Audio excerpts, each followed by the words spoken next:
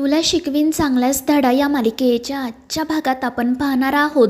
अक्षरा आजींवर खूपच चिडलेली असते आणि त्यांना म्हणत असते की आजी, मी तुम्हाला कॉल करायला सांगितलं होतं ना, मग तुम्ही मला कॉल का नाही केला. आणि तिचं असं बोलणं ऐकून आजींना खूप वाईट वाटतं. त्यांचे डोळे नकळतपणे भरून येतात. आणि त्याचवेळी चारुलता त्या ठिकाणी येते. ती अक्षराला ओरडतच म्हणते की अक्षरा, हे काय चाललंय तुझं? तू कोणासोबत बोलते कळतंय का तुला?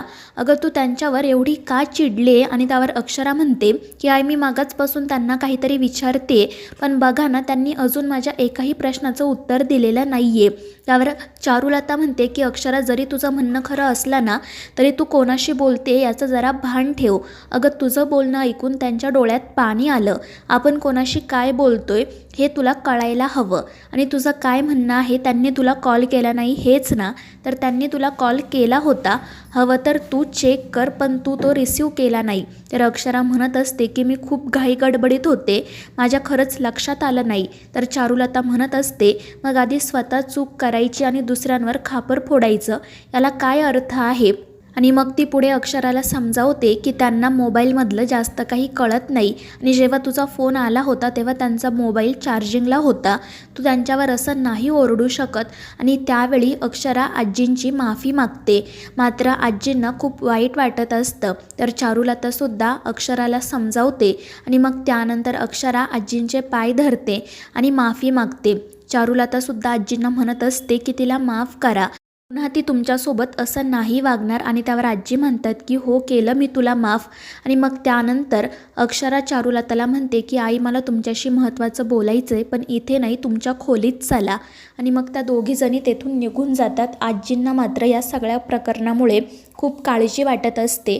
त्यानंतर जेव्हा अक्षरा आणि चारुलता खोलीत येतात तेव्हा चारुलताकडे बघून अक्षरा मनाशी म्हणत असते की मला जे दिसतंय ते वेगळं आणि माझ्या मनात जे चाललंय ते वेगळंच आहे. हे असं का होतंय तेच कळत नाही. त्याचवेळी चारुलता तिला विचारते की काय झालं अक्षरा, तुला माझ्याशी काहीतरी बोलायचं होतं ना, बोल मग. तर अक्षरा तिला विचारते की मी जेव्हा आजींना कॉल केला होता तेव्हा तुम्हालासुद्धा कॉल केला होता. आजींना आवाज आला नाही हे मी समजू शकते, पण तुम्ही माझा कॉल का नाही रिसीव केला? आणि त्यावेळी चारुलता म्हणते की त्यावेळी मी नेमकी बाथरूममध्ये होते, मी बाहेर आल्यावर तुला कॉल करणारच होते, पण आई मला म्हणाल्या की अक्षरा कॉल उचलत नाही आहे, त्यामुळे मग मला वाटलं की तू कामात असशील आणि मग मी सुद्धा तुला कॉल नाही केला. मात्र तिचं ते उत्तर अक्षराला काही पटत नाही. तर चारुलता म्हणत असते की अक्षरा, बोल ना, काय झालंय? तुम्हाला आतमध्ये का घेऊन आली? पण अक्षरा काही बोलतच नाही. ती फक्त संशयाने चारुलताकडे बघत असते आणि मनाशी विचार करत असते की चारुलता मॅडम म्हणजेच भुवनेश्वरी मॅडम असतील का? भुवनेश्वरी मॅडमनी चारुलता मॅडमचं रूप घेतलं असेल का? आणि त्यावेळी चारुलता तिच्या जवळ जात तिच्या डोक्यावरून हात फिरवत विचारते की काय झालंय? मागाशी तर तू आईंवर खूप ओरडली, मग मला आतमध्ये घेऊन आली आणि आता तर काही बोलतच नाही. मात्र तिच्या या प्रश्नाचं सुद्धा अक्षरा काही उत्तर देत नाही. ती फक्त एकटक चारुलताकडे बघत असते. दुसरीकडे अधिपती बजरंगची चौकशी करण्यासाठी पोलीस स्टेशनमध्ये जातो. तेथील इन्स्पेक्टरवर तो खूपच चिडलेला असतो आणि म्हणत असतो की तो बजा बाहेर काय करतोय? मी स्वतःहून त्याची तक्रार दाखल केली होती, त्याला तुमच्या ताब्यात दिलं होतं ना, मग तुम्ही त्याला कसं काय सोडलं? त्याच्यापासून आमच्या कुटुंबाला आणि विशेषतः आमच्या घरातील स्त्रियांना धोका आहे, माहिती आहे ना तुम्हाला? जर तुम्हाला तुमची ड्युटी नीट करता येत नसेल तर आम्हाला सांगा, आम्ही बघतो त्याचं पुढे काय करायचं आहे ते. आणि त्यावर तो इन्स्पेक्टर म्हणत असतो की धाकटे सरकार, आधी मी काय बोलतोय ते ऐकून तरी घ्या. पण अधिपती काही ऐकायला तयारच नसतो. बजरंग बाहेर आहे असं समजून तो त्या इन्स्पेक्टरला खूप ओरडतो. तर तो इन्स्पेक्टर म्हणत असतो की धाकटे सरकार, बजरंग बाहेर असूच शकत नाही, तो जेलमध्येच आहे. आज त्याला कोर्टात दाखल करायचं आहे, म्हणून त्याला आम्ही इथेच घेऊन आलो आहे. आणि मग त्यानंतर एक कॉन्स्टेबल बजरंगला त्या ठिकाणी घेऊन येतो आणि त्याला पोलीस स्टेशनमध्ये बघून अधिपतीला मोठा धक्का बसतो. दुसरीकडे चारुलता पुन्हा पुन्हा अक्षराला काय झाले ते विचारत असते, पण ती काही उत्तर न देता फक्त इकडे तिकडे फेऱ्या घालत असते. त्यामुळे चारुलता म्हणते की तू आधी शांतपणे एके ठिकाणी बैस, मी तुला पाणी आणून देते.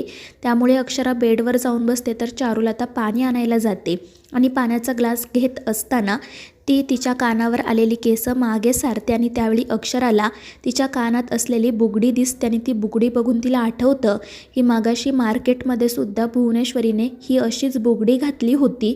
त्यामुळे तिला मोठा धक्का बसतो. ती घाबरूनच चारुलताकडे बघू लागते आणि मनाशी म्हणत असते, म्हणजे चारुलता मॅडम आणि भुवनेश्वरी मॅडम एकच आहेत. एवढ्या दिवस त्या आम्हाला फसवत होत्या.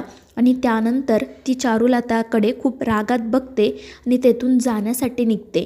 तर दुसरीकडे तो बजरंग अधिपतीसमोर नाटक करत असतो आणि म्हणत असतो की इन्स्पेक्टर साहेब, मला बाहेर जाऊ द्या, बघू द्या मला सूर्य नेमका कुठून उगवलाय. कारण आज चक्क धाकटे सरकार इथे आलेत माझी चौकशी करण्यासाठी. आणि मग तो त्या कॉन्स्टेबलला म्हणतो की मला चिमटा काढ, माझा विश्वासच बसत नाही आहे. आणि मग जेव्हा तो कॉन्स्टेबल त्याला चिमटा काढतो तेव्हा तो हसतच म्हणतो की अरे, हे तर खरंच धाकटे सरकार आहेत. आणि मग तो नाटक करत म्हणतो की धाकटे सरकार, तुम्ही इथे कसे काय आलात. तर अधिपती त्याला विचारत असतो की मगाशी तू त्या मार्केटमधील रोडवर काय करत होता. तर बजरंग नाटक करत म्हणतो की हे काय बोलताय तुम्ही सरकार, मी कसं काय तिकडे जाईल, मी तर पोलीस स्टेशनमधून बाहेरसुद्धा पडलेलो नाही आहे. पण जर तुम्ही म्हणत असाल तर ठीक आहे, हे लोक सोडतील मला. पण ते ऐकून अधिपती त्याच्या अंगावरच धावून जातो. मात्र इन्स्पेक्टर त्याला थांबवत म्हणतात की धाकटे सरकार, असं काही करू नका. आज त्याला आम्हाला कोर्टात घेऊन जायचे, जर त्याला काही झालं ना तर आपण ही केस हारू. आणि मग त्यानंतर ते त्या बजरंगला तेथून घेऊन जातात. मात्र या सगळ्या प्रकरणामुळे अधिपती काळजीत पडतो. दुसरीकडे अक्षरा घाबरूनच चारुलताकडे बघत असते. तर चारुलता तिला विचारत असते की अक्षरा, काय झाले, तू अशी का बघतेस माझ्याकडे, तुला काही होतं आहे का. तर अक्षरा म्हणत असते की नाही, मला एका प्रश्नाचं उत्तर शोधायचं आहे आणि मला माहिती आहे की ते उत्तर माझं मलाच शोधावं लागणार. आणि मग ती तेथून निघून जाते. जेव्हा ती तिच्या खोलीत जाते तेव्हा तिला सतत मार्केटमध्ये घडलेला प्रकार आणि घरी घडलेला प्रकार आठवत असतो. भुवनेश्वरी आणि चारुलता एकच आहे त्याची तिला खात्री पटलेली असते. आणि मग तितक्यात अधिपती त्या ठिकाणी येतो. अक्षराला असं अस्वस्थ बघून तो तिला काय झाले ते विचारतो. तर ती म्हणत असते की मला तुमच्याशी बोलायचं आहे. तर अधिपती म्हणतो की बोला, मग काय झाले नक्की. पण त्याआधी मला सांगा की तुम्ही खरंच मार्केटमध्ये त्या बजाला बघितलं होतं का. आणि त्यावर अक्षरा म्हणते की हो, मी त्याला बघितलं होतं. तर अधिपती म्हणतो पण हे कसं शक्य आहे, कारण जेव्हा मी पोलीस स्टेशनमध्ये गेलो होतो तेव्हा तो तिथेच होता. आणि ते ऐकून अक्षराला दुसरा मोठा धक्का बसतो. ती म्हणते की हे कसं शक्य आहे, मी त्याला जवळून बघितलं होतं, त्याच्याशी बोलले होते, तो तिथेच होता. पण अधिपती म्हणतो की नाही मास्तरीनबाई, मी सुद्धा त्याला पोलीस स्टेशनमध्ये बघितलं, तो तिथेच होता. आणि ते ऐकून अक्षरा म्हणते की ते जाऊ द्या अधिपती, माझ्यासाठी तो महत्त्वाचा नाही आहे, आता मला वेगळाच प्रश्न पडला आहे. तर अधिपती तिला काय झालं ते विचारतो. आणि त्यावर अक्षरा म्हणते की अधिपती, आई आणि भुवनेश्वरी मॅडम एकच आहेत.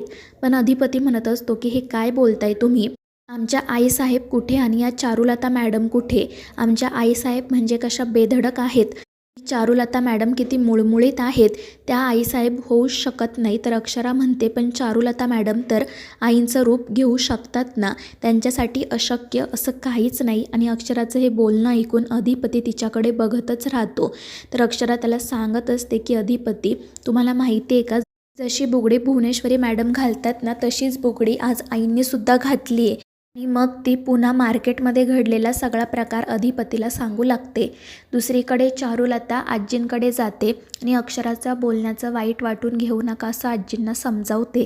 त्यावर त्या म्हणतात की मला तिच्या बोलण्याचं वाईट वाटलेलं नाही आहे, उलट मला तिची काळजी वाटते, तिला नक्कीच कोणत्या तरी गोष्टीचं टेन्शन आलं असणार. तर चारुलता म्हणत असते की तुम्ही काळजी करू नका, मी बोलेल तिच्याशी. आणि मग ती तेथून निघून जाते.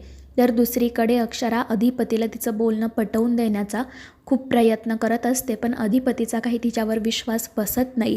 त्यामुळे अक्षरा म्हणते की अधिपती, तुम्ही कधी तुमच्या आईसाहेबांची खोटी शपथ घेऊ शकता का.